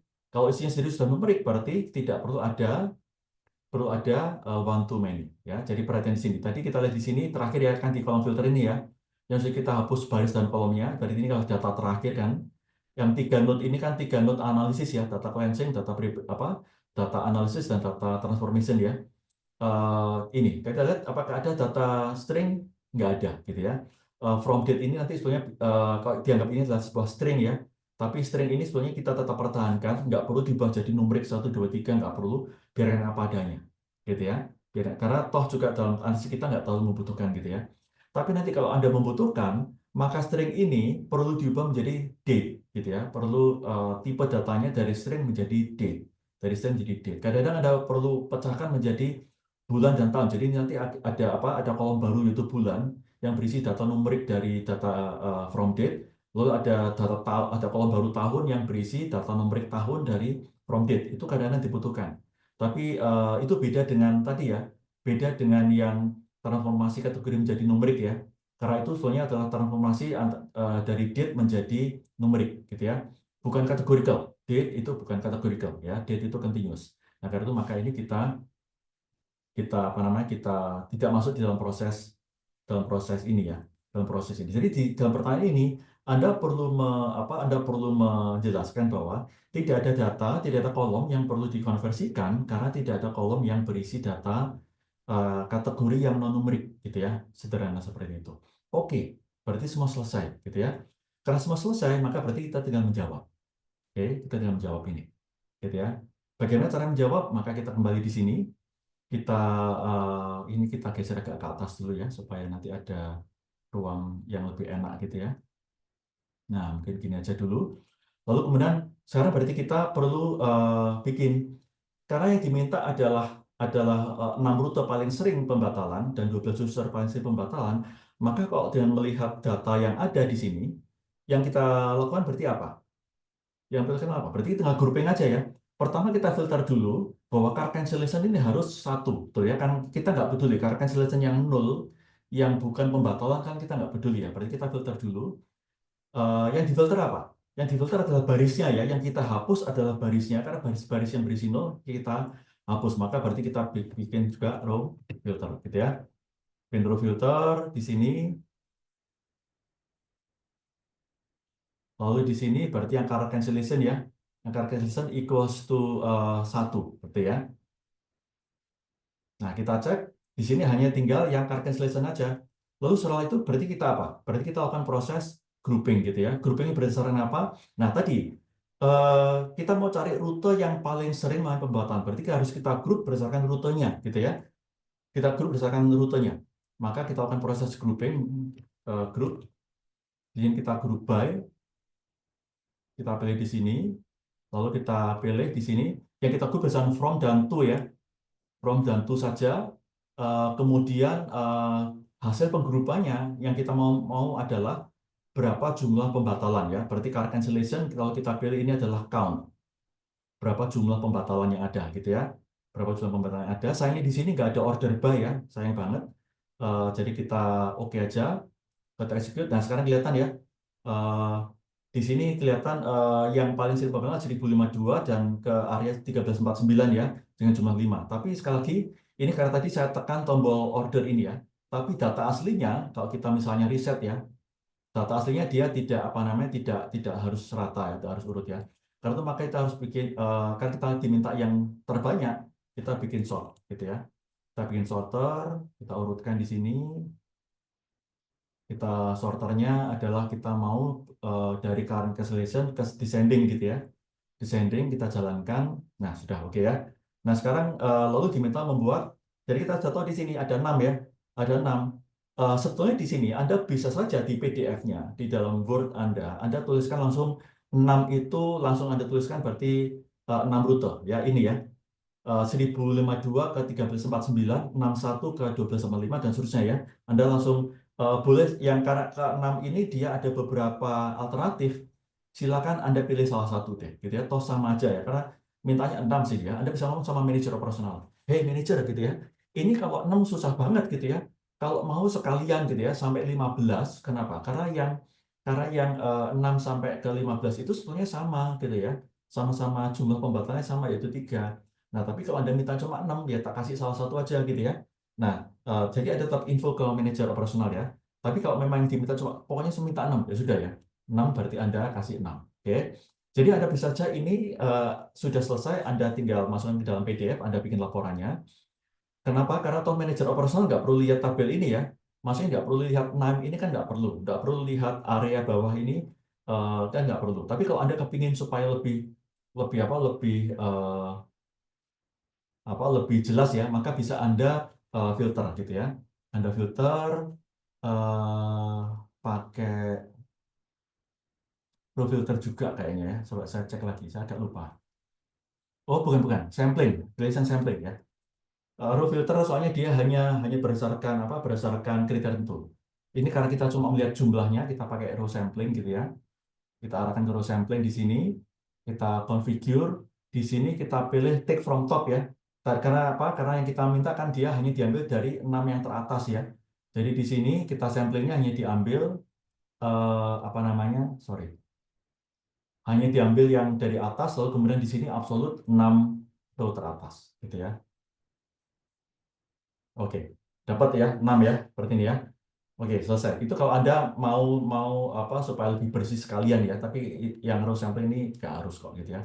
Oke, lalu sekarang kita bikin apa namanya bar chartnya gitu ya. Kita bikin bar. bar chart, ya. Kita arahkan di sini ke sini, gitu kan. Kemudian kita pilihkan. Eh, Nah, ini masalahnya apa? Kebetulan bar chart di Nime ini itu nggak secanggih di Excel, eman banget gitu ya.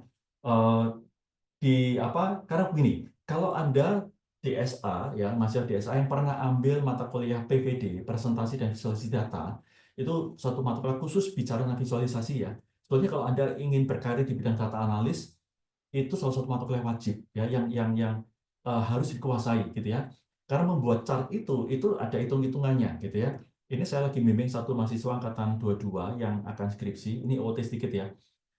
Skripsi dia topiknya cuma satu, bikin dashboard ya. Dashboard tok gitu ya dari awal sampai akhir gitu ya. Tapi dia harus menentukan nanti chart itu seperti apa. Nah, saya ingin kasih tahu bar chart itu apa kan dia punya sumbu horizontal, sumbu X dan sumbu Y ya. Sumbu X itu yang horizontal, sumbu Y yang vertikal. Sumbu X itu harus berisi data apa? Data nominal ya, harus berisi data kategori. Yang sumbu Y harus bisa berisi data kategori, bisa berisi data continuous ya. Nah, karena itu maka bar chart di sini dia protes. Ini seluruh kolom yang ada, seluruh kolom yang ada inilah data-data yang karena apa? Karena isinya adalah numerik semua ya, isinya adalah numerik semua. Si Barca ini berasumsi ini bukan data kategori, ya, bukan data kategori. Karena itu maka saya nggak bisa bikin bar chartnya. Oke, nggak apa-apa ya. Berarti kita perlu mengubah hasil ini from area tentu area ke bentuk string, gitu ya, ke bentuk string yang kemudian nanti bisa dianggap sebagai data kategori. Nah, ini kita kalau pakai string itu berarti pakai ini aja ya, sebentar. Bukan expression. Eh,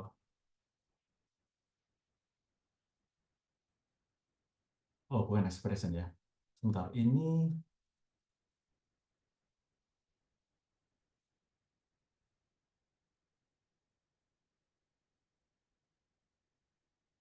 pakai string manipulation ya. Pakai string manipulation aja. Oke, pakai string manipulation.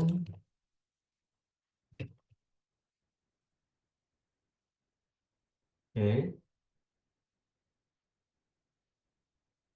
biarkan ke sini.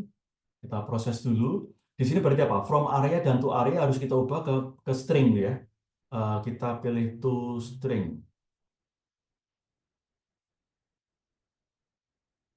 Nah, ini kita pilih string di sini. String lalu from area, lalu ditambah, kita kasih aja pemisahnya garis bawah ya.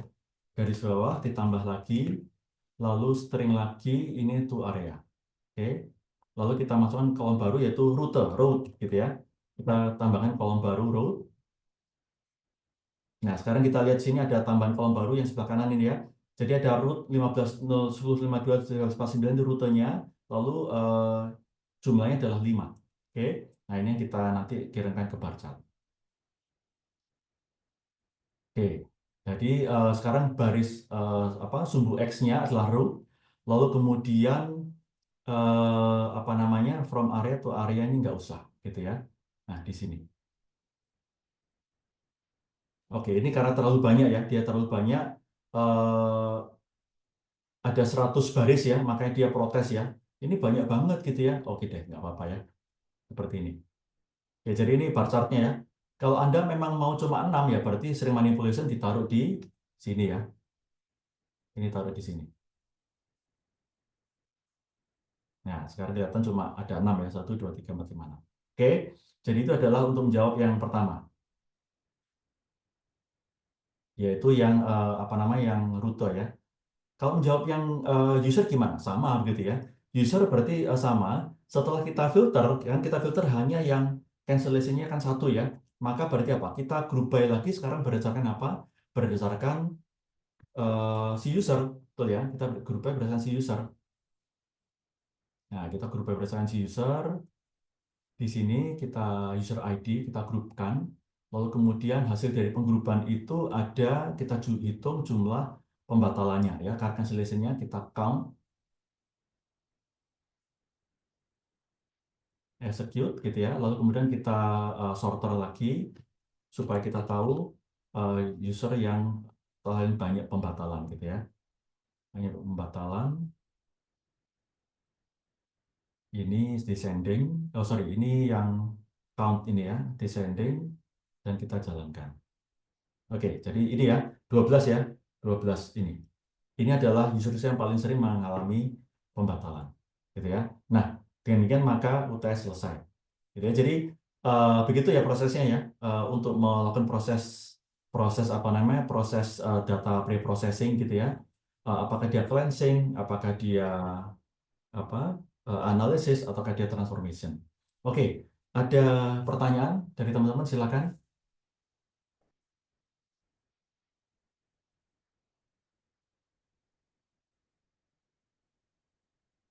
Apakah ada pertanyaan? Nggak ada ya? Oke. Oke, kalau nggak ada, berarti kalau nanti silakan ini dicoba ya, silakan dicoba di rumah masing-masing gitu ya. Kan ini ada rekamannya, nanti bisa. Saya sih berharap kalau memang Anda mengikuti ini, dicoba dulu tanpa melihat rekaman gitu ya. Nanti kalau bingung, lupa atau ke apa, Anda silahkan silahkan apa namanya buka lagi rekamannya. Tapi saya sarankan begini, proses ini itu tidak tadi kan dari asumsi saya ya, dari asumsi saya dengan melihat tujuan-tujuan yang ada gitu ya, maka saya menghapus beberapa kolom dan beberapa baris. Ini kan ya. Jadi saya hapus beberapa kolom, beberapa baris gitu ya. Nah, berarti apa? Yang kita pelajari dari contoh kasus UTS ini adalah pastikan Anda punya asumsi yang benar ya, asumsi yang tepat. Tepat itu dari sudut pandang si peminta data, tadi manajer operasional, peminta analisis ya, dan juga tepat itu dari apa namanya dari memang itu dibutuhkan dalam proses modeling gitu ya. Jadi jangan asal-asalan hapus gitu ya, tetap ya, jangan asal-asalan hapus. Oke, nah kalau memang sudah, ini baru 718, sekarang kita masuk ke bagian berikutnya ya. Kita masuk ke bagian berikutnya, yaitu di minggu ke 8, 9, 10, 11 ya. 8, 9, 10, 11 itu kita akan membangun ini, membangun yang klasifikasi dulu sekarang. Oke,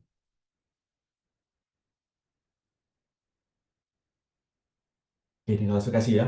Nah, klasifikasi ini tentu terus terang, eh, mungkin Anda biasanya sudah pernah ambil data mining ya, rasanya sudah pernah membahas classification sedikit ya, atau yang Anda pernah, Anda sedang mengambil AIML, kemungkinan besar Anda sedang membahas ini di kelas sekarang gitu ya. Nah, maka saya tidak akan membahas terlalu dalam gitu ya, prinsip utamanya saja, tapi yang penting apa? Bagaimana menerapkan ini di dalam sebuah proses dari awal sampai akhir ya, dari data mentah sampai jadi, sampai selesai gitu ya, sampai selesai. Itu yang diharapkan. Jadi prosesnya apa? Ini yang tidak Anda pelajari ketika Anda mengambil AIML atau data mining gitu ya. Preprocessing mungkin tidak akan dibahas sedetail ini gitu ya. Tapi sekali lagi, preprocessing itu sangat dibutuhkan untuk memastikan kualitas dari hasil analisis. Kalau Anda ingin paham teorinya yang sangat mendetail bagaimana melakukan proses klasifikasi menggunakan KNN, menggunakan apa namanya naive Bayes, decision tree atau yang lain, Anda bisa bertanya pada dosen-dosen itu ya. Ini maksud saya supaya saya tidak mengulang terlalu banyak gitu ya. Tapi tetap saya akan jelaskan prinsip dasarnya supaya nanti kalau kita mungkin Anda belum sempat dapat itu di kelas-kelas yang lain itu, Anda tetap bisa mengikuti. Oke? Oke, nah sekarang mari kita ini satu tutup aja. Ini kita bahas ya. Nah, eh, kita masuk ke klasifikasi. Apa sih klasifikasi itu? Klasifikasi itu berarti adalah proses menentukan suatu data itu punya label apa, punya kelas apa. Contohnya, Anda melihat ada beberapa makanan, ada soto, ada rawon, ada pecel di atas meja. Lalu Anda ingin menentukan mana dari tiga makanan itu yang rasanya enak. Berarti Anda memberikan label. Soto makanan ini enak, makanan ini tidak enak, makanan ini enak, betul ya? Anda memberikan label. Memberikan label itu berarti Anda memberikan kelas, kategori tertentu. Jadi kelas ini maksudnya adalah kategori tertentu. Yang kategori itu diwakili oleh sebuah label, gitu ya. Jadi kalau Anda oke, ini masuk dalam kelas enak, masuk dalam kategori enak dengan label enak, gitu ya. Ini ada kategori tertentu dengan label tidak enak, seperti itu ya. Berarti apa? Dalam proses klasifikasi ini, data asli yang diberikan kepada Anda sudah harus mengandung label. Oke, karena itu maka apa? Di sini kita juga bisa menganggap ini sebagai data klasifikasi, betul ya? Kenapa? Karena dalam tabel ini sudah ada satu label, satu kolom yang berisi label yaitu apa? bahwa transaksi ini diberikan pembatalan, transaksi ini diberikan tidak pembatalan kan gitu ya. Nah, itu berarti adalah label ya, card cancellation. Sama juga misalnya ada membuat tabel, ini kolom ini misalnya adalah nama makanan soto gitu ya. Lalu kolom berikutnya statusnya adalah enak, statusnya tidak enak seperti itu. Jadi kolom ini enak atau tidak enak itu menjabarkan, menjelaskan seluruh kolom-kolom yang lain. Jadi card cancellation ini menggambarkan seluruh kolom-kolom yang lain. Oke, ini berarti adalah data dependent ya, yang label disebut sebagai data dependent, yang kolom-kolom lain disebut sebagai data independent. Kenapa? Karena yang ini, data-data lain ini Anda temukan dari hasil apa namanya pengumpulan data, gitu ya. Oke, contohnya ini ya user ID 17712 ini ya, pakai mobil ini, dia berangkat dari area ini ke sini pada tanggal sekian, gitu ya, dan kemudian tidak dibatalkan. Oke, data ini adalah data-data yang tidak bergantung pada yang lain, gitu ya. Sementara card cancellation dia tidak bisa berdiri sendiri tanpa data yang ini. Oke, karena maka card cancellation dianggap sebagai data dependent, bergantung. Yang ini dianggap sebagai data yang independen, tidak bergantung. Oke, jadi dalam proses ciri khas dari data untuk klasifikasi adalah pasti ada satu atau dua ya, biasanya sih satu ya, atau tiga atau empat. Labelnya bisa multi label ya, bisa banyak ya, bisa multi kolom ya. Paling tidak ada satu kolom yang berisi label. Sekarang kita lihat contohnya gitu ya. Misalnya data set ini, misalnya accident. Coba lihat ini apakah ini data klasifikasi gitu ya. Ada kemungkinan ya, karena di sini ada kelas no injury, non fatal, non injury ya. Ada kemungkinan ini bisa dianggap sebagai data klasifikasi. Oke, kita lanjutkan yang lain. Lalu misalnya reverse. Ini ya reverse. Di sini tidak kelihatan ada satu kolom yang bisa menjabarkan atau menjelaskan kolom-kolom yang lain karena masing-masing ya fair, ya PEX, ya distance dan segala macam ya. Tidak ada satu label yang bisa menjelaskan ini sebetulnya apa gitu ya. Karena itu maka di sini tidak punya satu kolom label. Karena tidak punya kolom label maka tabel ini nggak mungkin bisa dimasukkan dalam klasifikasi. Jadi hati-hati dalam proses klasifikasi kita perlu memastikan tabel data yang kita miliki adalah data yang cocok gitu ya. Nah, jadi di sini given a collection of records gitu ya, each record contains a set of attributes, pasti ada beberapa kolom ya. One of the attribute is the class gitu ya, that should be predicted. Jadi di sini tapi berarti apa? Kolom ini nggak boleh kosong, nggak boleh nol. Berarti harus lebih banyak yang punya isi yang tidak nol daripada yang punya nol gitu ya. Karena yang nol itu nanti berarti akan diprediksi, tapi sudah harus ada isinya. Contohnya apa? Contohnya ini. Ya ini kan berarti datanya kan nggak nol ya. Nggak nol berarti kita bisa pakai gitu ya. Kalau seandainya misalnya data ini nol gitu ya, kosong gitu ya, maka berarti kita bisa memprediksi kira-kira transaksi ini akan dibatalkan atau tidak gitu ya. Jadi waktu orang lagi pesan gitu ya, belum jalan, kita bisa ngomong ini pasti dibatalin nanti gitu ya, dengan menggunakan informasi ini, user dan segala macam ya. Lalu nanti kita bisa prediksi ini apakah akan dibatalkan atau tidak gitu ya. Tapi sekali lagi, mayoritas harus sudah ada isinya gitu ya. Mayoritas harus ada isinya. Oke. Nah, di sini kita lihat ada single class, ada multi class. Single class itu berarti apa? Single class itu berarti kolom ini berisi dua kemungkinan kelas. Anda lihat di sini, ini kolom card cancellation ada dua kemungkinan kelas ya, yaitu apa namanya, batal atau tidak batal. Tidak ada opsi ketiga. Tapi misalnya ada opsi ketiga, misalnya batal, tidak batal, pending, misalnya seperti itu. Jadi ada opsi ketiga, maka ini disebut sebagai multi class. Jadi multi class itu berbeda dengan single class adalah, kalau single class itu berarti hanya ada dua pilihan, true, false, fraud, no fraud, binary gitu ya, ada dua pilihan opsi. Tapi kok dalam satu kolom itu ada pilihannya lebih dari dua, tiga, empat, lima, enam ya, jadi lebih dari dua, maka dia bisa pakai multi class, gitu ya. Ada beberapa model yang hanya bisa menangani single class. Ada beberapa model yang bisa menangani bahkan hingga multi class sekaligus gitu ya, dia tidak pusing gitu ya, seperti itu.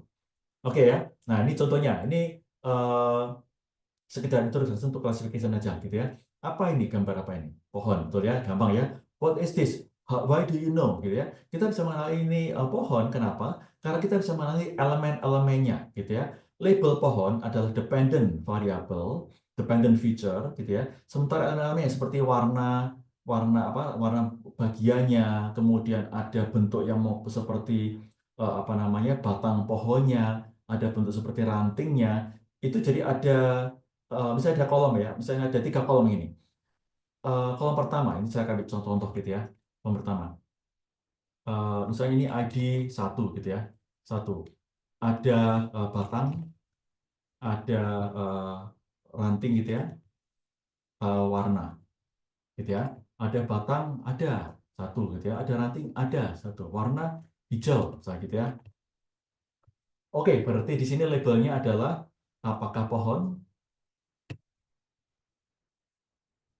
Ya, gitu ya. Nah, seperti itu atau 1 boleh silakan gitu ya. Jadi ini cara otak kita memahami gitu ya. How have you come to that knowledge gitu ya. Gampang, berarti kita terbiasa melihat elemen-elemen gitu ya. Elemen-elemennya. Setiap benda selalu punya elemen gitu ya.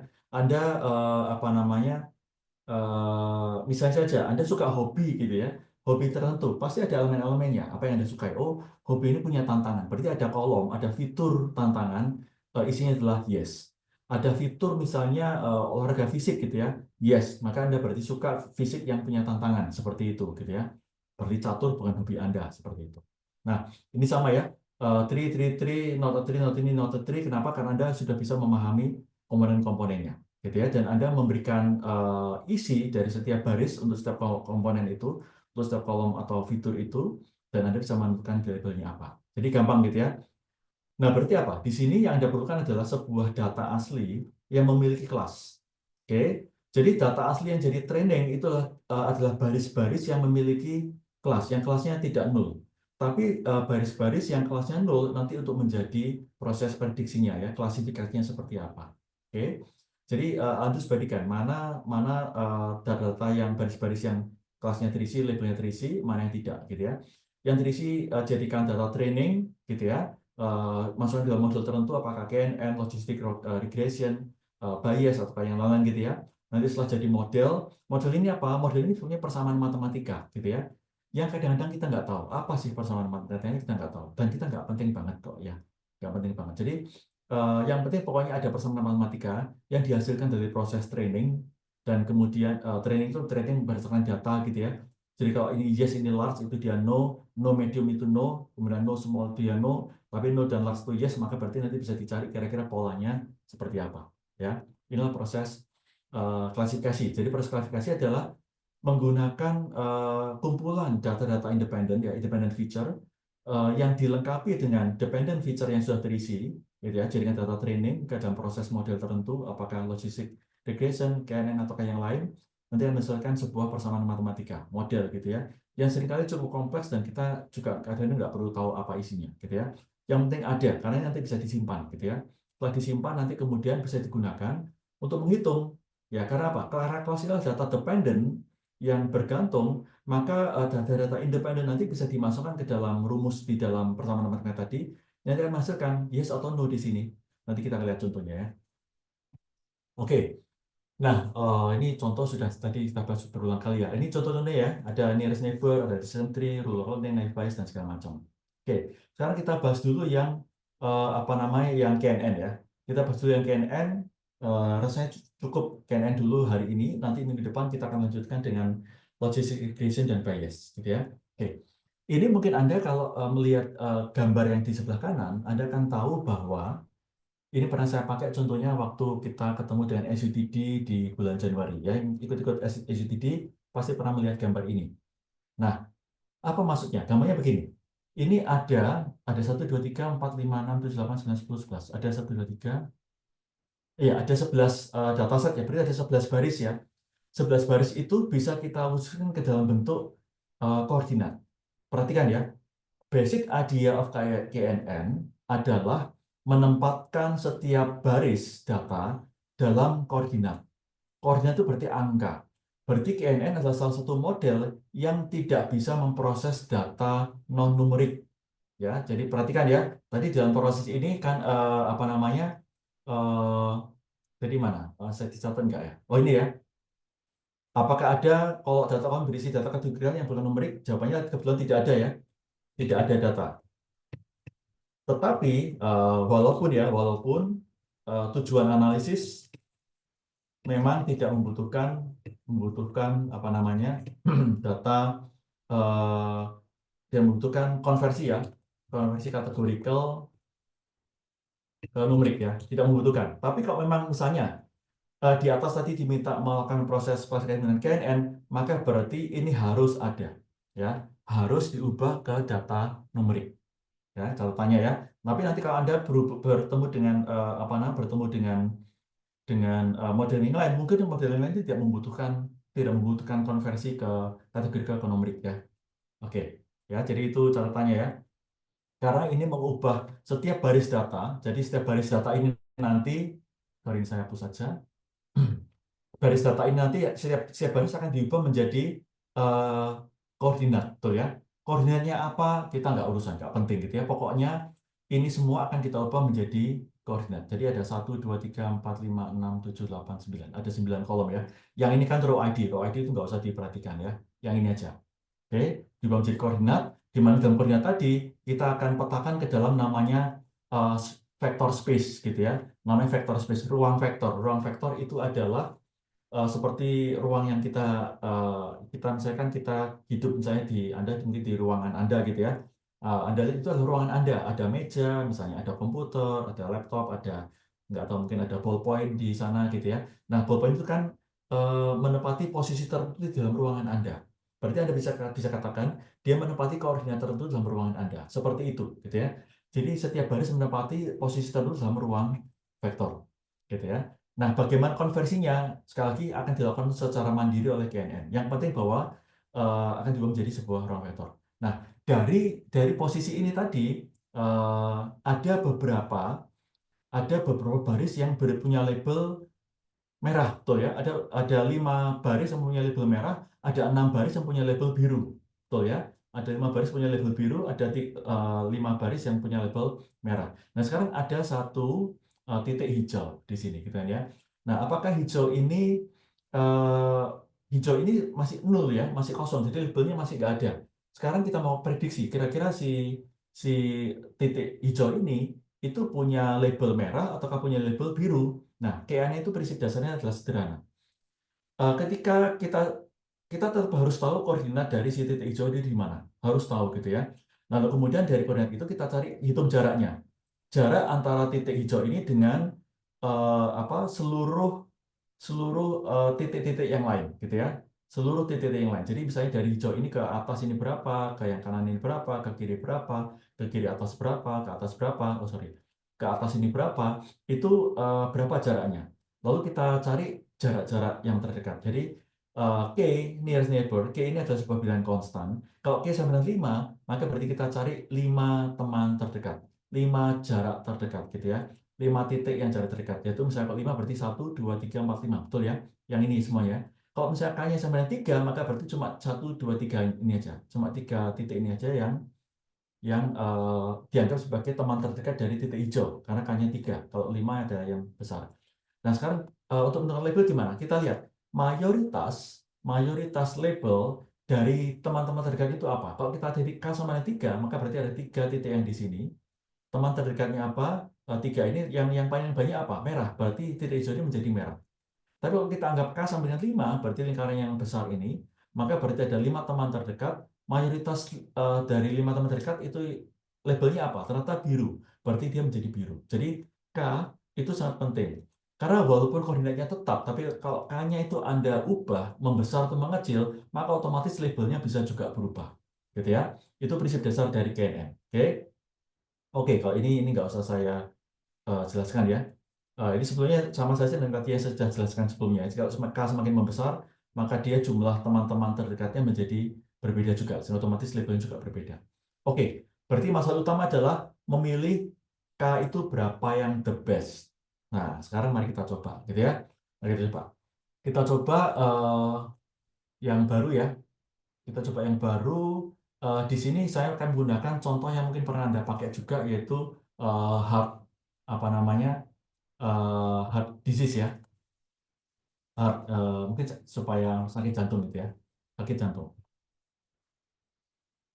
gitu ya, atau ya, kasih KNN aja lah ya, kan ini contoh KNN kan ya, supaya jelas ya, contoh KNN. Oke, Berarti sekarang kita akan apa namanya? Kita akan memasukkan data yang hard disk tadi, gitu ya. Hard disk itu dia Excel atau CSV ya, hard disk. Hard disk itu Excel ya. Berarti kita Excel, masukkan Excel di sini, double klik, kita arahkan ke sini.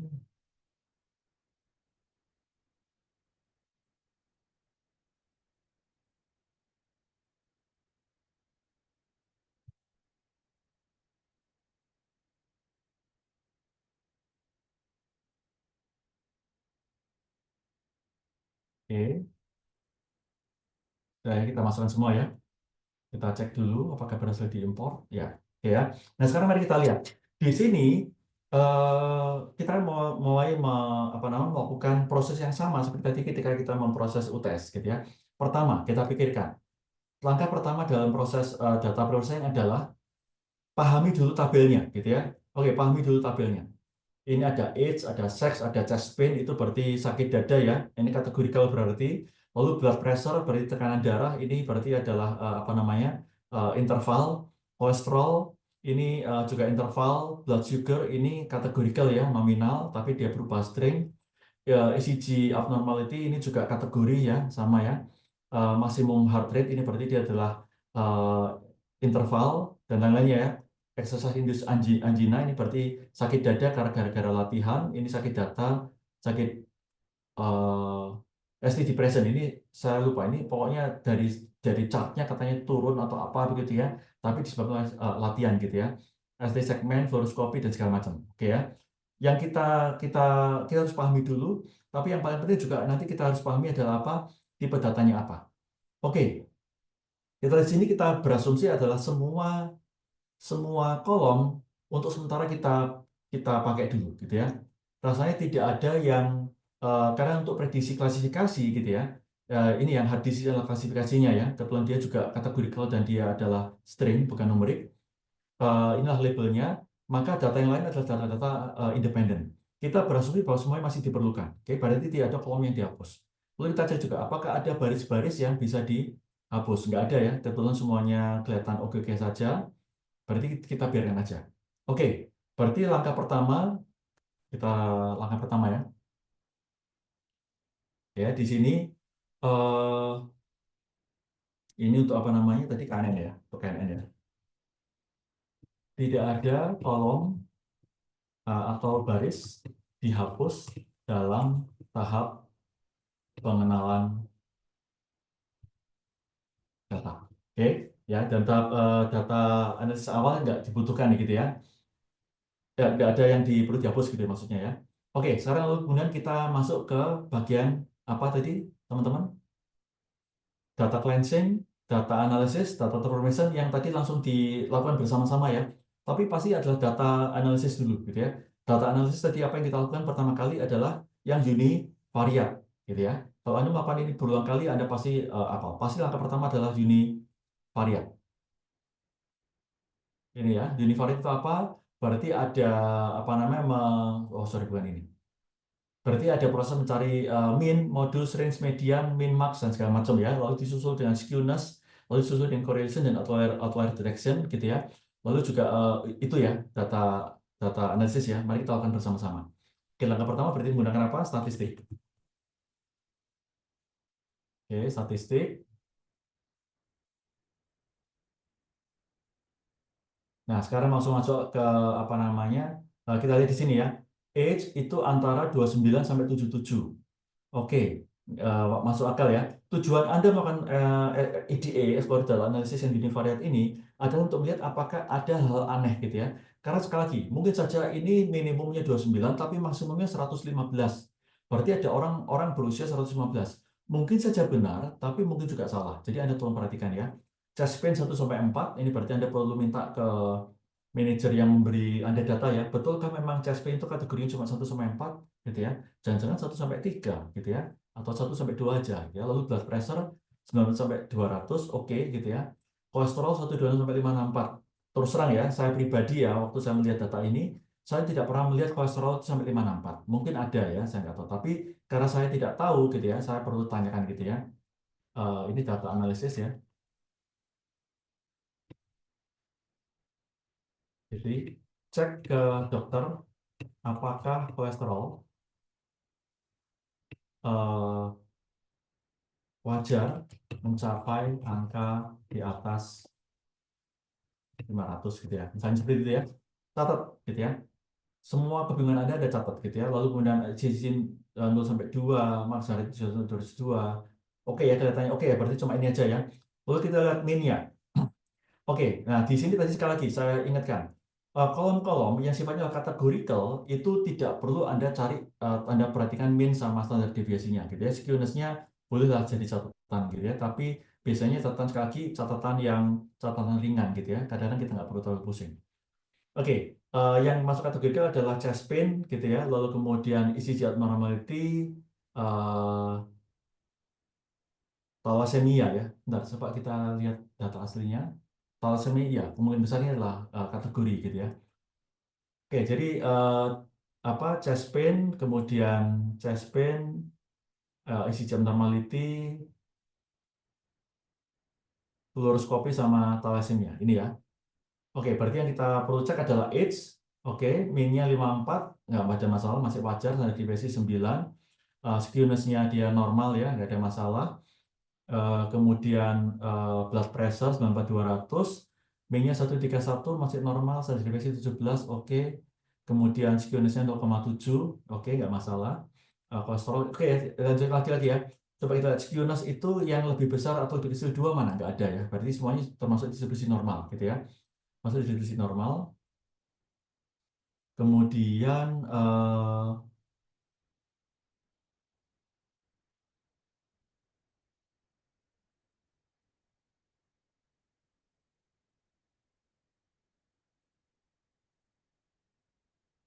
bentar. Ini apa saya pakai data yang salah? Tadi saya sudah menyiapkan data yang ada tidak normal. Jadi, sorry, distribusinya ada yang tidak normal. Karena memang sengaja saya pilih data yang distribusi tidak normal. Ini distribusi normal semua.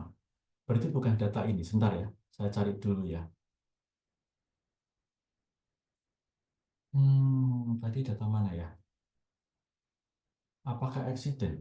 Coba sebentar. Bukan kayaknya. Ini data terlalu sederhana. Airfare, Australian Wine, Serial. Bukan serial juga. Ini lebih cocok ke regresi, pharmaceutical, bukan. Mana? Universities kah? Ini juga bukan.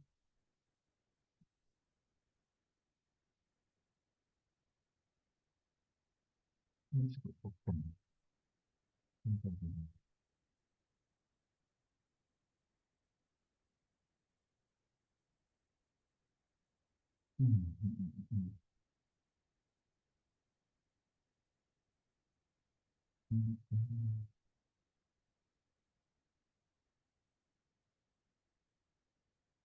ini saya harus cari dulu, saudara. Sorry, sorry. eh Soalnya kalau nggak sekalian nanti percuma gitu loh. Ini sudah data yang skewness-nya oke. Padahal maksud saya menunjukkan karena KNN itu salah satu yang apa namanya, salah satu yang cukup rentan juga. Karena itu butuh proses normalisasi di tengah jalannya nanti. Jadi karena di hasilnya jelek perlu dinormalisasi jadi bagus gitu loh. Nah, saya sempat coba sih, saya cuma lupa mungkin datanya yang mana ya. Oke, gini aja deh. Sorry teman-teman, mungkin ini akan kita lanjutkan minggu depan aja ya. Daripada Anda menunggu saya mencari-cari gitu ya, 5 menit, 10 menit untuk data tadi yang mana gitu ya. Kita tunda aja minggu depan gitu ya. Jadi minggu depan kita membahas contoh dari KNN, sekaligus juga nanti beberapa yang lain gitu ya. Beberapa yang lain, coba nanti saya lihat apakah naik bias sama logistik ataukah sama disentri ya. Jadi mana dulu yang kita pakai minggu depan. Oke, mungkin dari saya itu aja dulu. Apakah ada pertanyaan dari teman-teman?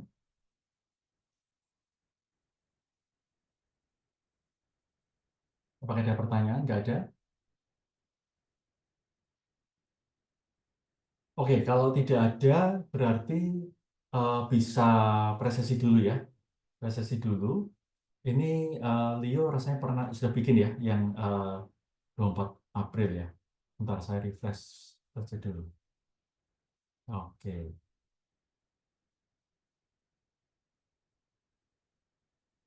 Oke, silakan teman-teman. Silakan di scan ya kalau memang ada kesulitan boleh catat di chat message nanti saya masukkan secara manual. Saya minta Anda untuk ini ya, untuk coba tadi ya, UTS tadi ya, coba lagi UTS gitu ya, coba ulangi dengan apa yang tadi saya sarankan supaya paling tidak Anda paham bagaimana caranya melakukan data preprocessing ya, bagaimana membuat asumsi, bagaimana melakukan data analysis, data cleansing, dan data transformation sebelum kita bisa membuat analisis yang dibutuhkan. Oke, kalau Anda sudah sudah scan QR, maka kuliah kita selesai. Sampai ketemu lagi minggu depan.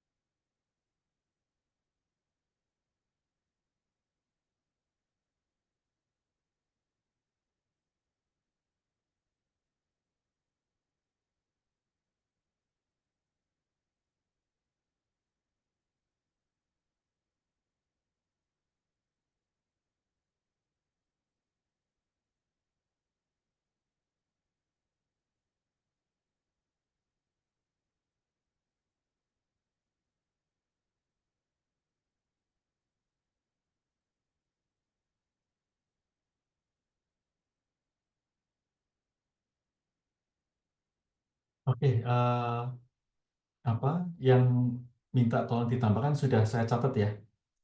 Bisa live, nggak ada masalah.